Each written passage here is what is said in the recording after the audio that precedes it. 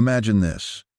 You're sitting in a crowded restaurant, the air buzzing with chatter, forks clinking against plates, glasses raised in quiet celebration of other people's evenings.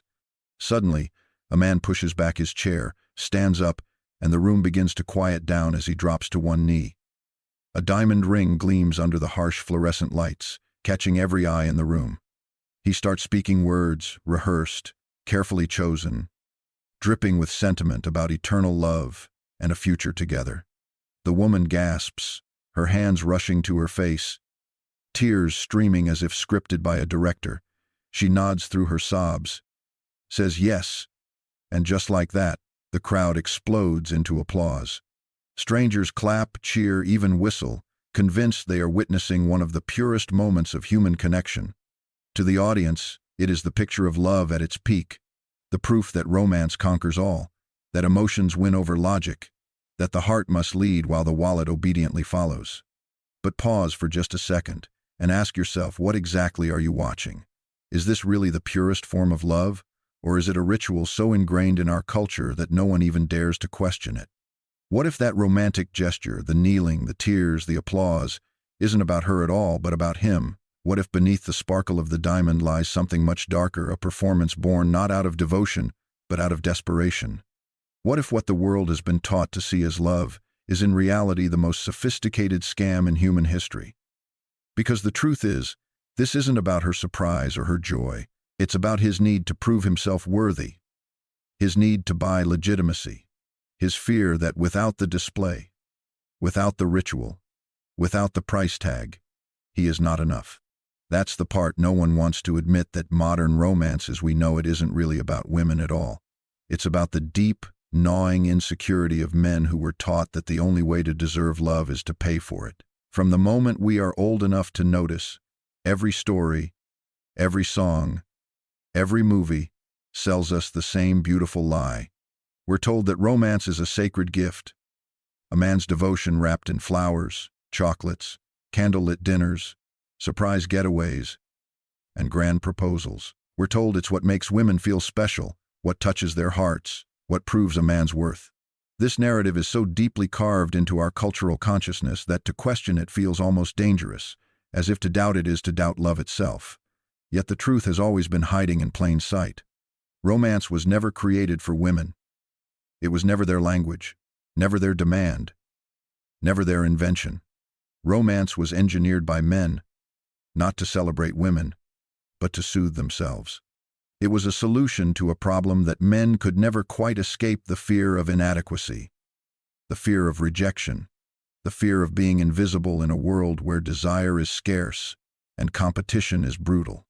And so, romance was born as a mask, a tool, a carefully constructed performance designed not to honor women, but to give men a fighting chance in a system where they often had none. If you've ever walked into a jewelry store around Valentine's Day, you've seen this ritual play out in its rawest form. Nervous men, sweating as they stare at price tags, bargaining with salespeople, asking over and over again if the stone is big enough, if the setting is impressive enough, if the payment plan can stretch far enough. These men aren't shopping for joy, for beauty, for something that speaks to her soul. They are shopping for survival. They are shopping for legitimacy in a cultural marketplace that has convinced them that love requires a receipt. And here's the twist: most people never see the woman in these scenarios isn't really the customer. She's the product.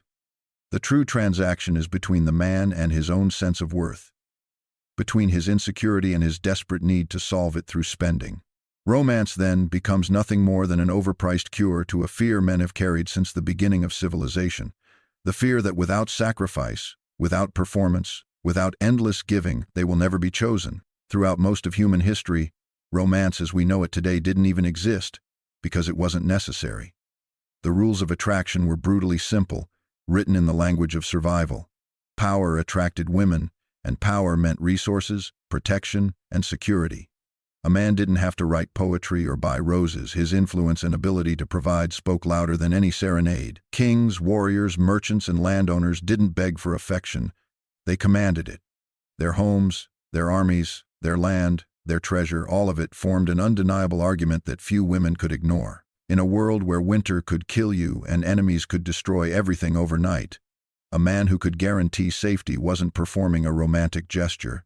He was making a practical offer, and no rational woman in that world could refuse it. Because choosing security was choosing survival. Consider King Solomon, who history tells us had 700 wives and 300 concubines. 1,000 women bound not by romance, but by resources.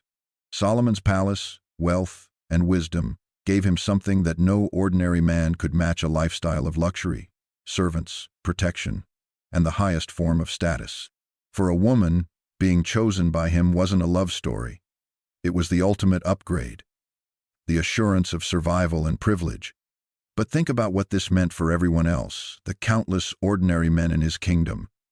The farmers, craftsmen, and small merchants.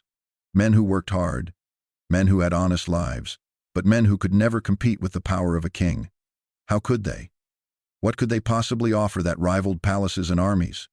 Nothing. They were locked out of the mating system, invisible in a marketplace where the strongest few claimed the most desirable women. And this wasn't unique to Israel. Every civilization played by the same rules.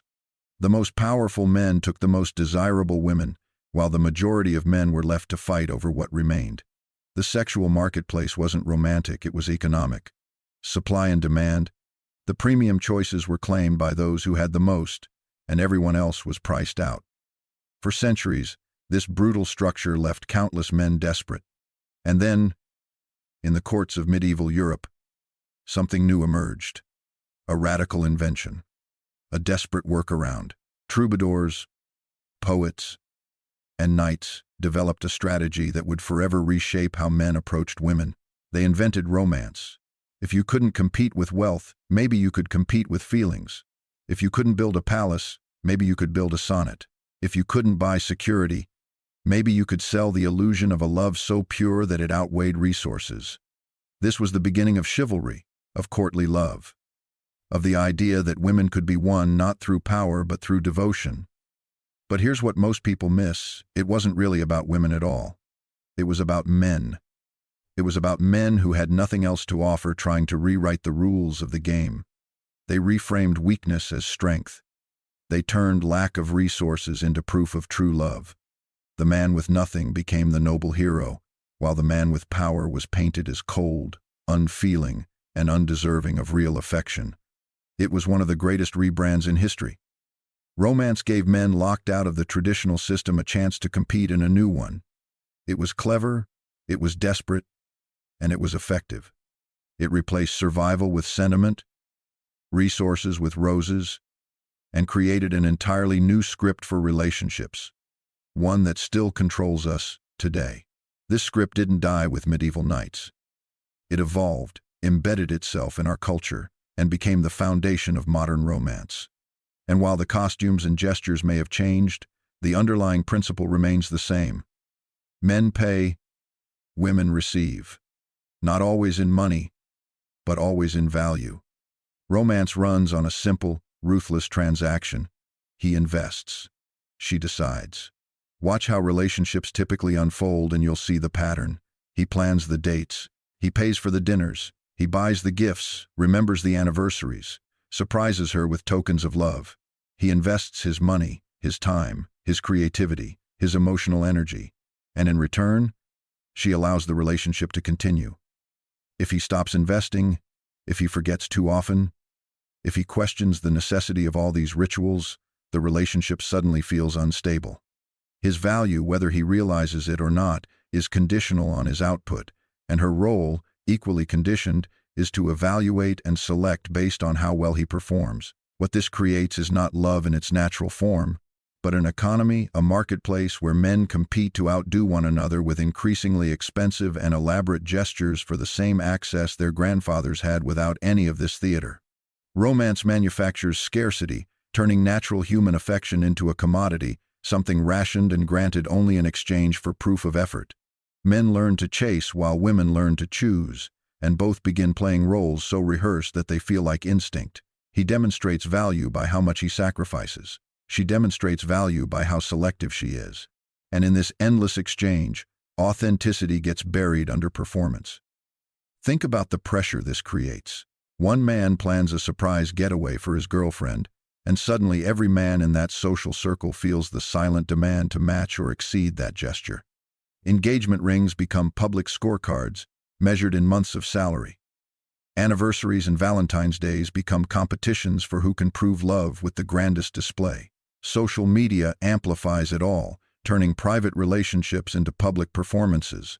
Every post becomes a highlight reel of devotion, and every gesture becomes a new baseline that must be met or surpassed.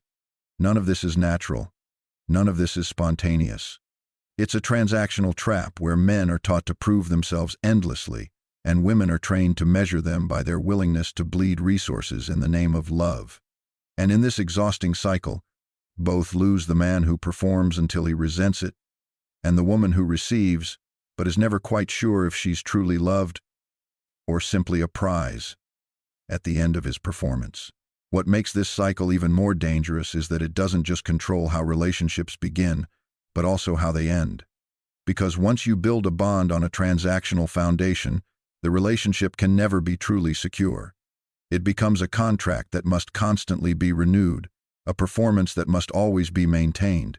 The man feels like he can never stop proving himself, and the woman feels like she can never stop testing him. Love becomes conditional. Affection becomes conditional. Even intimacy becomes conditional. The moment a man stops investing at the level she expects, doubt creeps in. Does he still care? Has he lost interest? Is there someone else? These questions don't come from intuition. They come from a script that taught her that consistency in romance equals consistency in love. And for him, the pressure never disappears. He starts to calculate every action, every dinner, every gift, every trip as if the survival of the relationship depends on it. And in many cases, it does. What should be natural becomes mechanical. What should be a connection becomes a performance. And over time, the performance begins to feel like a prison. He finds himself trapped in a system where his worth is never intrinsic, only conditional on his ability to provide a constant stream of validation. And when he inevitably falters, when the money runs tighter, when the effort slows, when the energy fades, the relationship often unravels, because the foundation was never unconditional in the first place. This is the hidden truth that no one wants to admit. Most modern relationships are built less on love and more on strategy. Men learn strategies to win women. Women learn strategies to test men, and both sides lose touch with authenticity. This is why so many relationships today feel fragile, unstable, and temporary. Because the foundation isn't truth, it's negotiation. She negotiates for more proof, he negotiates for more access, and both believe they are simply being romantic. But what they are really doing is bartering. And here's the cruel irony. The more dependent you are on this performance, the less real love you actually feel. Because deep down, both sides suspect that if the gestures stopped, so would the relationship. Men secretly fear that without their investment, they have no value. Women secretly fear that without constant proof, they have no security. And so both become addicted to a cycle that drains them while keeping them convinced it is necessary. But here is the deeper layer that must be understood. The romantic system we live in today was never designed for happiness. It was designed for control. By shifting the focus of love away from survival and toward performance, society created a system that keeps men endlessly competing and women endlessly unsatisfied. Because if men believe they must constantly prove themselves, they will continue to work harder, spend more, and chase validation through external achievements. And if women believe that love is measured through performance, they will continue to seek out more and more proof, never fully satisfied, always waiting for the next gesture. This dynamic feeds industries. It fuels consumerism. It sells jewelry, flowers, vacations, cars, even weddings priced like luxury events. Billions are made off this system because romance is no longer a feeling, it's a market. And like every market, it thrives on scarcity, competition, and desire that is never fully fulfilled. The most dangerous part is that this system blinds both men and women to what they truly want. A man begins to believe that his worth is entirely external, that his identity is built on what he can provide, rather than who he is. He forgets that his presence, his strength, his authenticity have value far beyond material gestures. And a woman begins to believe that love can only be proven through sacrifices and displays. forgetting that true connection isn't something you measure, but something you feel. Both become enslaved to illusions, he to the illusion of performance, she to the illusion of proof. And as long as they remain in this cycle, they will never experience what love really is. Because love is not built on transactions. Love is not a scoreboard. Love is not something you purchase or prove. Love, in its truest form, is the recognition of value that does not need to be earned, bargained for, or measured. But to see this truth requires stepping outside of the system, breaking free from the lies of romance as it has been sold to us. It requires the courage to ask the forbidden question, what if I stopped performing? What if I stopped measuring? What if I demanded something real instead of something rehearsed? And this is where the shift happens. When a man begins to see romance not as a necessity but as a tool, he starts to reclaim his power. He understands that true connection cannot be bought, only lived. He recognizes that the endless cycle of proof and performance is designed to exhaust him, to drain him, to keep him distracted from the deeper truth that his presence itself is the most valuable thing he has. He is not meant to be an endless provider of gestures. He is meant to be a man of substance, a man of direction, a man whose value shines even when he spends nothing, even when he performs nothing, even when he simply exists in his authentic strength. The men who grasp this truth stop playing the game on society's terms. They stop trying to win women with roses and trips and diamonds, and instead draw women into their orbit through presence, through conviction, through a life that is full with or without validation. And the women who are ready for truth, not illusions, will be drawn to that power naturally, without needing proof. Because what they are really searching for, beneath all the programming, is not flowers or poetry or rings, it is certainty. Certainty that the man before them is whole, is real, is unshakable, and no performance can ever create that. It can only come from the man who has reclaimed himself.